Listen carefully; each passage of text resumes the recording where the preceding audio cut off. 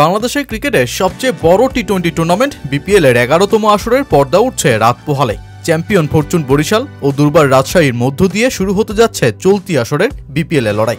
নতুন, পুরাতন, অভিজ্ঞ, অনভিজ্ঞ দলের মিশেলে একটা রোমাঞ্চকর প্রতিযোগিতার যাত্রা হচ্ছে এবার, যেখানে দলগুলোকে চ্যালেঞ্জ জানানোর জন্য লিগটির সবচেয়ে সফল কুমিল্লা ভিক্টোরিয়ান্স না থাকায় শিরোপার নজরে বাকি দলগুলো।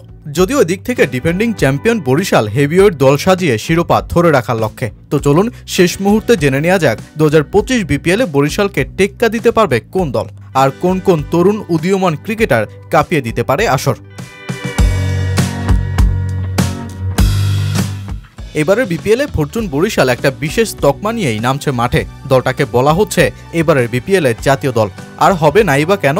তামিম, মুশফিক, মাহমুদুল্লাহ থেকে শুরু করে শরীফুল, এবাদত, তাইজুল কিংবা তাওহিদ হৃদয়, জাতীয় দলের বড় বড় তারকাদের দলে নিয়েই যে নামছে প্রাচীন চন্দ্রদ্বীপ খ্যাত বরিশাল।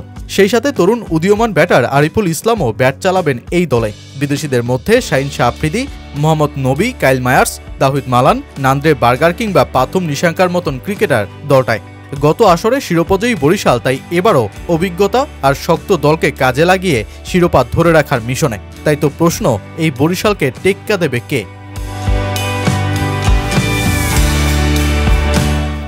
মাঠের খেলায় ফরচুন বরিশালের সাথে বড় টক্করটা হতে পারে রংপুর রাইডার্সের। গ্লোবাল সুপার লিগে শিরোপাজয়ী দলটা প্রচণ্ড আত্মবিশ্বাসের সাথেই নামতে যাচ্ছে এবারের আসরে।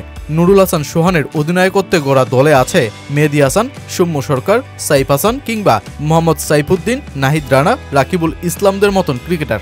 মিকি আর্থার আর মোহাম্মদ আশরাফুলের পরিকল্পনায় চলা দলটায় বিদেশিদের মধ্যে আছেন খুসদিল শাহ, ইফতিকার আহমেদ, অ্যালেক্স হেলস কিংবা কার্টিস ক্যাম্পারের মতন ক্রিকেটার। তরুণ উদীয়মান ক্রিকেটার হিসেবে নজর আজিজুল হাকিম তামিমের দিকে, যিনি ভারতকে অনূর্ধ্ব-19 এশিয়া কাপে হারিয়ে শিরোপা জিতিয়েছেন দলকে। তাই হেভিওয়েট বরিশালকে টেক্কা দিতে রংপুর দারুণ ভূমিকায় রাখবে।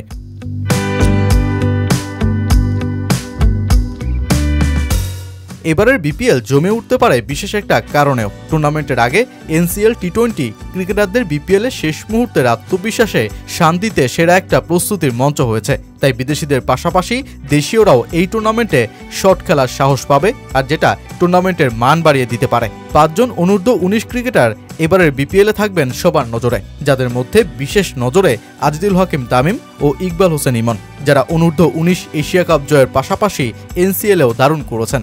ব্যাটিংয়ে আরিফুল ইসলাম সবশেষ এনসিএল টি-20তে অভিষেক টি-20 ম্যাচেই 200 স্ট্রাইক রেটে 94 রান করে যেমন তাক লাগিয়ে দিয়েছেন, তেমনি গোটা আসর জুড়ে 150 স্ট্রাইক রেটে ব্যাট চালিয়ে নজর কেড়েছেন। এছাড়াও জাওয়াদ আবরার, মারুফ মৃধা থাকবেন নজরে।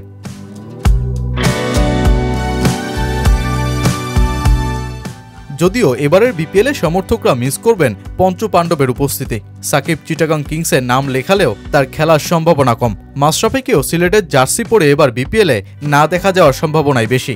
বাকি 3 সিনিয়র ক্রিকেটার ফরচুন বরিশালে হওয়ায় এবারের আসরটা দেশের ক্রিকেটের সবচেয়ে অভিজ্ঞ 3 ক্রিকেটারের কাছ থেকে শিরোপা দখলের যুদ্ধই চালাতে হবে বাকি 6 দলের। সব মিলিয়ে এখন দেখার অপেক্ষায় কতটা আলো কাটতে পারে এবারের বিপিএল।